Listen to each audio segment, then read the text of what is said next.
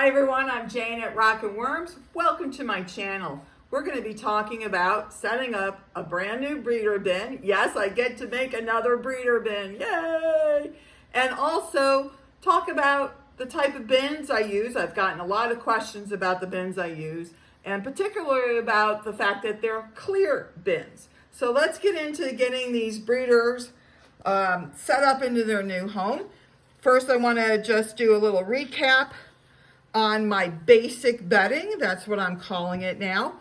And it is the sifted cow manure and my indoor tabletop pre-compost that I'm actually making outside on my patio, but the process is identical.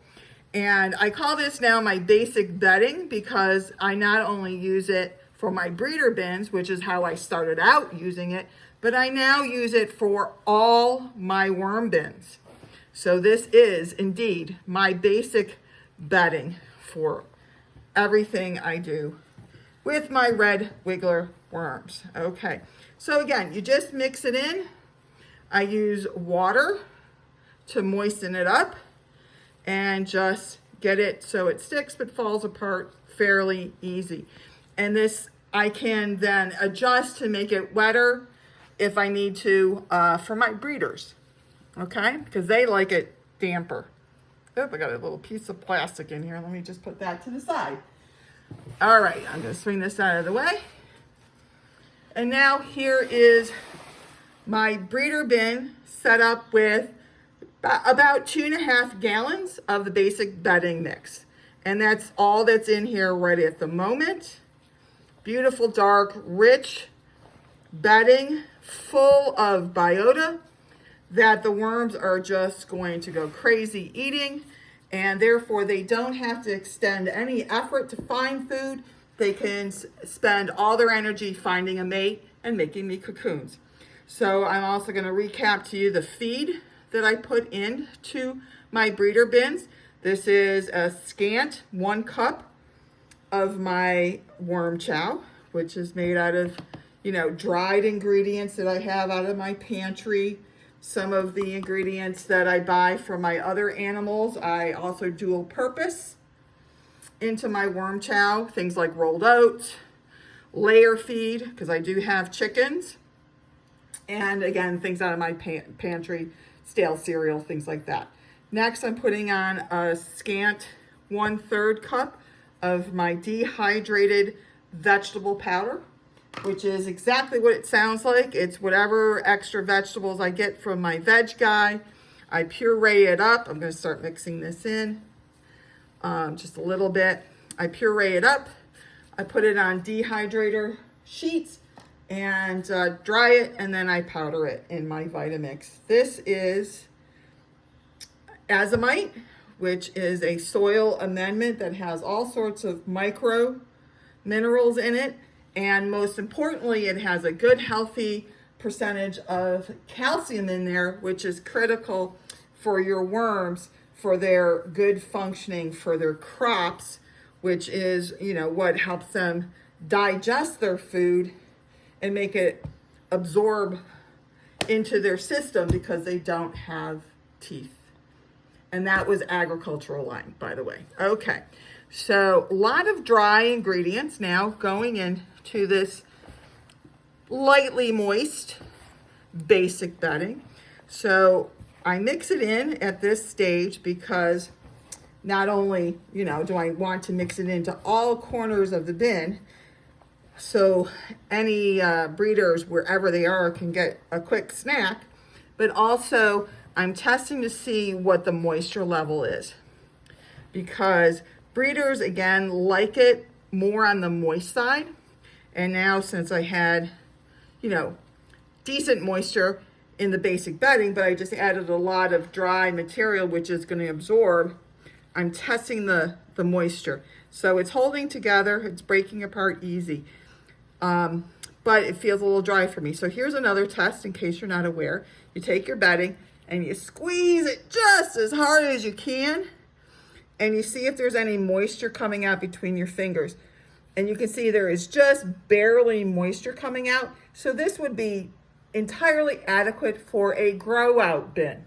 However, It's a little on the dry side for your breeders and also for your cocoons, by the way. They like it a little bit moister too. So I'm just going to add in another little glop of water here and start mixing it in. Now, I am able to use water straight from my tap, from my sink, because I have well water.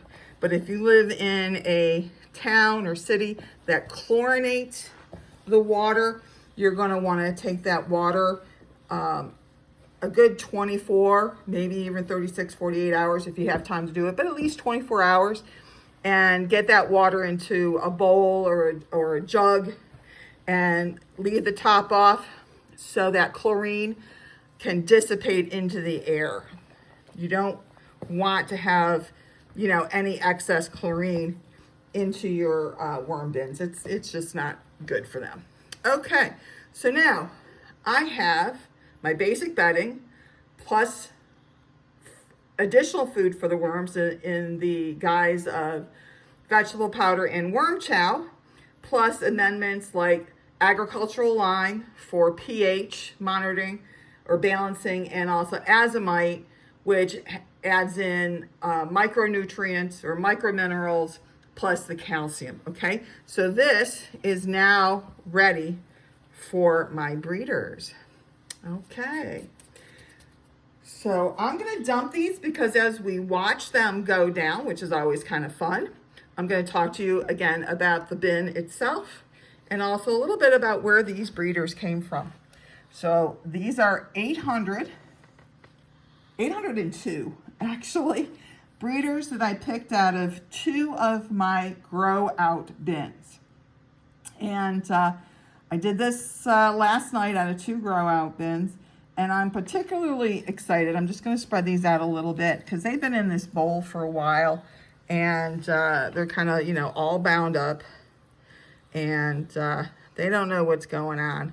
So I want to give them a little spread out so they can get the taste that they're in freedom now, and they can start going down and making themselves their new home in this. Okay, so these breeders came from 2 of my grow out bins, but for me it's really exciting, and I'm kind of celebrating this particular moment in time because these 800 breeders came out of 2 cocoon bins I started in the beginning and middle of March. One was a March 5th date, the other one was a March 25th date. So those were my 2 breeder bin cycles, and I didn't see the growth and the maturity of the red wigglers as much as I was hoping for and anticipating, given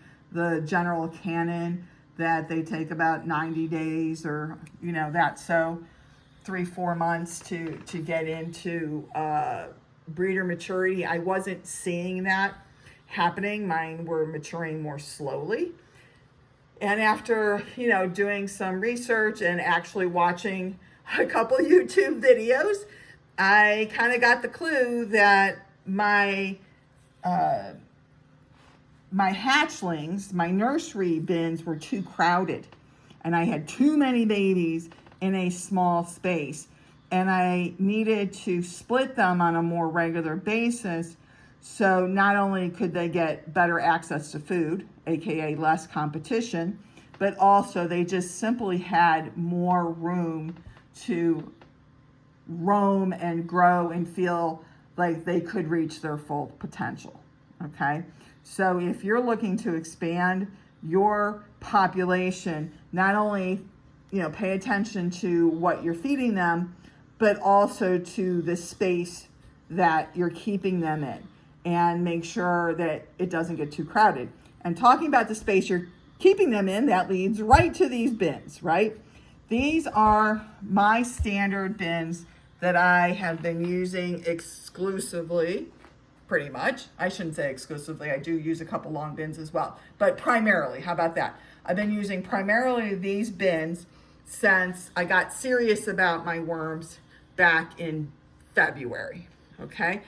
And I have received multiple questions from commenters, thank you for that, on where I get these bins. These bins are from Walmart. I buy them online because it saves me a whopping $1 per 2 bins. And I order the bins in 8-packs. So I'm, saving $4 every 8 bins. And what, $4 is $4. But I have purchased, I would say 5 to 6 8-packs, because I also use these bins for my mealworms, okay?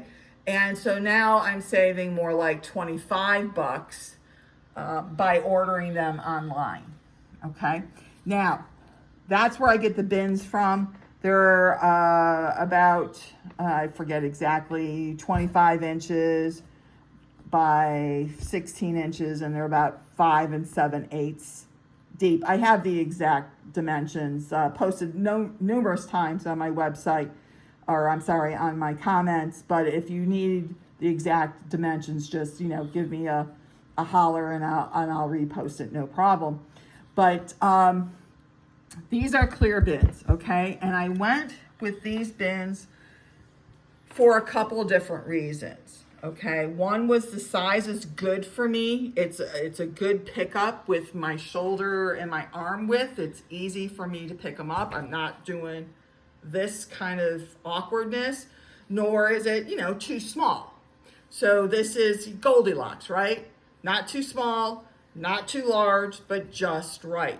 It's about 2.5 square feet of surface area, so I can get into about 2,500 worms on the max size without it being, too much of an issue. And again, I'm not talking about breeders because they're a little different. You want lesser density with the breeders. But I could go up to 2,500 worms in these bins if I, needed to for any reason.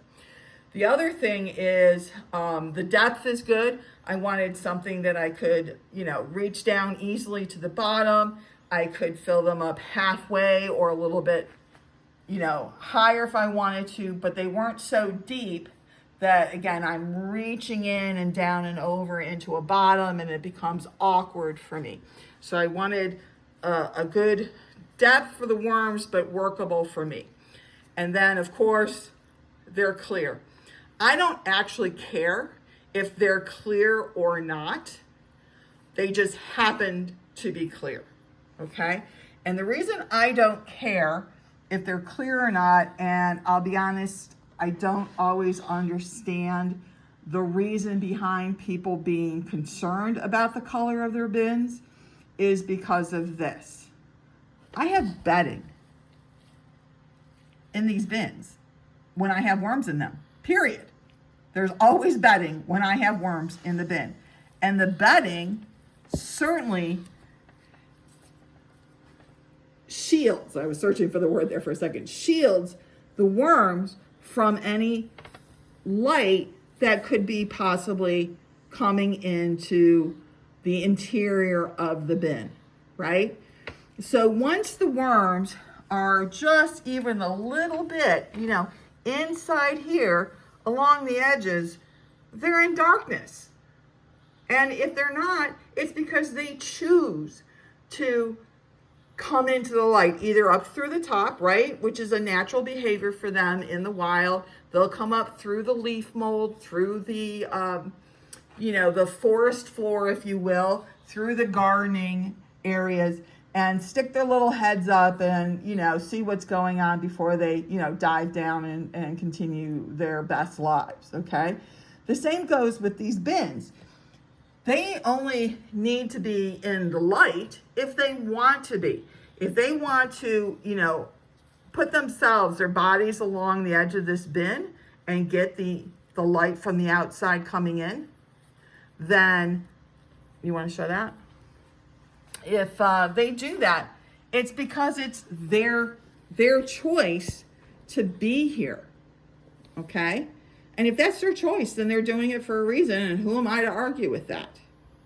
Okay? So I just don't think it's necessarily critical that your bins be dark colored or black. Hey, I want to show you something else real quick. This is happening right now.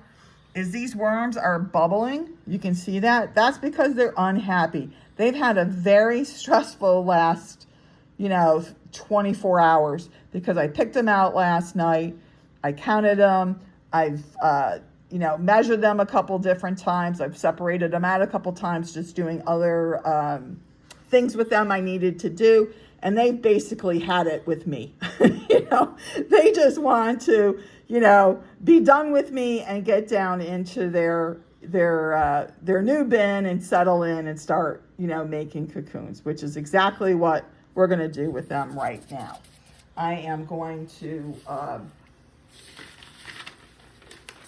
I mixed up the water in here, so that's good. Okay, so I'm going to just put on their newspaper covering. So that blocks light from the top, right? So again, they're going to be enclosed in darkness as much as they need to be, and put on their plastic bag, which helps keep the moisture in. And I have put on a label showing that they're my red wiggler breeder bins, and the cycled start date is today, which is September 17th. And I actually have 802 breeders in this bin. And this bin is ready to put on the shelf and go to work for its cycle, okay? And again, these clear bins are just really easy. You just saw me do it. I just picked up a half bin full, put it on the shelf. They're nice and sturdy. They've got the lip here, which gives them that integrity. And these bins I've been using for 6 months or more now, and I've had no problems or issues with any of them. All right. So that's what I wanted to show you tonight. Hope you get some information out of it. Think about what you need to do for your bin, and pick the bin that works for you and your worms, and just don't worry too much about whether it's black or it's clear or it's blue or any other color. Do what works best for you and your worms, because that's what it's all about. All right? So don't forget, like and subscribe, help me out, show me some love, and I will see you next time. Otherwise, I am yours in the dirt, Jayne.